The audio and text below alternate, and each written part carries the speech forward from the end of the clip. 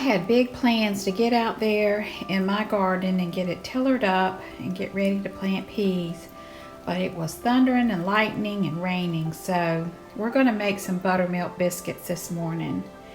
And I have to tell you, I come from a long line of biscuit makers and I never got it until now. But this recipe calls for self-rising flour, for buttermilk, and a frozen stick of butter. It is so easy. I can't believe it's taken me all these years to finally figure out how to master biscuit making. So the recipe calls for 2 cups of sifted self-rising flour. So I'm going to sift it into my bowl. And then we're going to shred the butter with the grater and then add in the buttermilk. Now, my mom and my grandmother were great biscuit makers. My dad was telling me that his mom, from the time he can remember, made a huge pan of biscuits every single day. And they would have them for breakfast, for lunch, and then she'd open the biscuits up, put butter on them, and toast them at dinner time.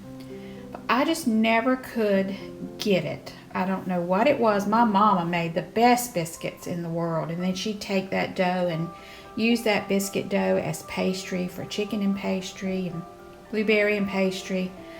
And every time I tried, it would not come out. And I finally got it now.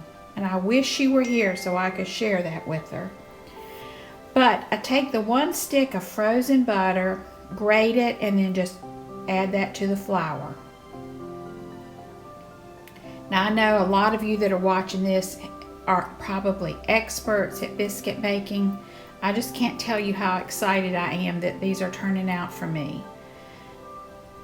So now I'm just going to take my hands and just work that frozen grated butter into the flour, and then just kind of crumbling it until it's like cornmeal.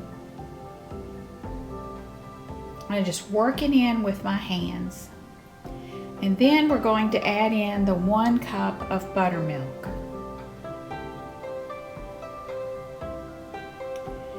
I remember my grandmother telling me it's all about the feel. You've got to know how it feels. And I didn't understand that then, but I got it now, I understand it now. And then I'm just going to add in the buttermilk right in the middle, and then just take my fork and pull the flour down into the buttermilk all the way around the bowl, just slightly turning. And I remember my mama saying, well, you got to have the right bowl. She would never measure anything. She would just dump it in there. And it used to drive me crazy. She'd say, well, just stand here and watch me. And she said, when I die, you can have my bowl. I said, Mom, it's not going to help. That is not going to help. But I'm just taking my fork and working all that flour in. Now, you want the dough to be real sticky, and mine is not, so I'm going to add just a little bit of buttermilk. And then I'm going to keep mixing it with my fingers, not over mixing. And I think that's been my problem over the years. I just worked the dough too much, and that's why my biscuits were hard. So I'm just very carefully flipping it over. Now I'm going to pour it out, some flour, onto my pastry mat. And I'm going to flour up my hands, flour up the rolling pin, and then we're going to take that dough out, and it's very sticky. Place it on the pastry mat. And then I just take my hands and kind of pat it down, and then I'm going to roll it out with the rolling pin. Now I can remember my grandmother had a special biscuit cutter, and I don't know where it went, but I would love to have that. Hers came out exactly the same. I don't know how she did that, but I guess years of making them. They were small, they weren't fluffy, they were small, but they were still good. But they were all exactly the same size. Now, she did not double her dough over. She just rolled it out like this and then cut biscuits. But I think this is where the tip that I remember my mom doing was she would fold and make layers with the dough. So once it's rolled out to the right length, I'm going to lift it up and fold it over. Okay, I folded it over one time. And then I'm going to take my biscuit cutter and cut biscuits. And I think this is what's given me the height, is by folding it over one time. So I take my biscuit cutter and as carefully as I can, I just cut out biscuits. Now, my mom taught me not to twist, but my grandmother did twist her biscuit cutter. And that's probably why hers did not rise as high as my mom's. They were both good biscuits.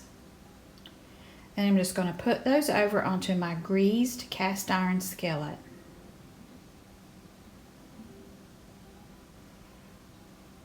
I can't tell you how excited I am.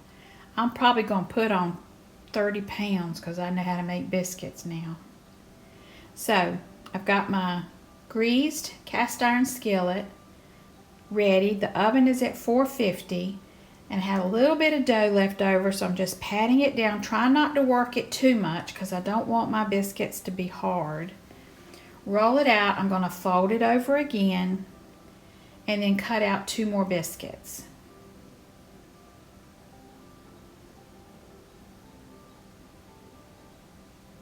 Now there's 1. And there'll be 2.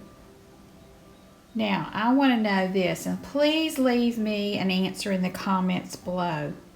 How many of you remember your mom or your grandmom making you a snake biscuit? My grandmother would always make my sister and I a snake biscuit, and that's when you take your leftover dough and just roll it out into a snake. And then we're going to bake all of these in a 450-degree oven for 12 to 15 minutes. So in the oven they go. I set my timer and we're set. Now I want you to look. Oh, aren't they just beautiful? I'm so proud of myself. I shouldn't be proud, but my mama and my grandmother would be very proud of me. So I'm going to take some butter and just rub the top of these biscuits. They're very soft. They're very flaky. They're easy to open. They're just so delicious. And then I have a snake biscuit. My grandmother always used to make us kids snake biscuits, and we loved it. So I coat everything down with butter, and I'm going to take them and put them on a plate. Look at that. Look at that side. Nice and tall. And it's just so easy. I had no idea it was this easy. I think I was just trying too hard. But I found this recipe on Pinterest and I tried. Look at the bottom. The bottom is a golden. It's not burnt. It's just wonderful. And there's the little snake biscuit. So this morning I fixed me a pot of grits, added some cheese, and I'm just going to have a biscuit with it. And of course my coffee. Now I want you to look. I don't even have to use a knife to pry open this biscuit. There are a lot of layers in there. It just opened right up. So I'm going to add some of my fig jam that I just recently made and some butter. Breakfast for a queen. It's delicious. And we're just going to add some fig jam, and I'll do a video on that soon. I got a nice batch of fresh figs and I made some jam, and it's delicious too. Perfect breakfast.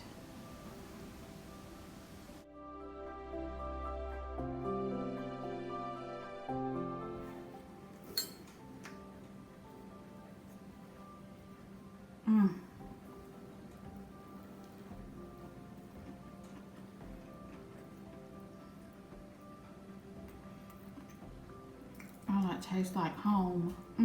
That's good. Oh, That was wonderful. So, there's nothing like a rainy morning. Just get in the kitchen and make you some biscuits and cheese grits. And it'll be a good day.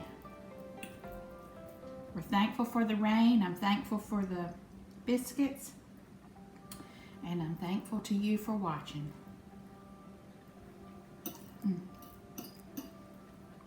Y'all have a very blessed day.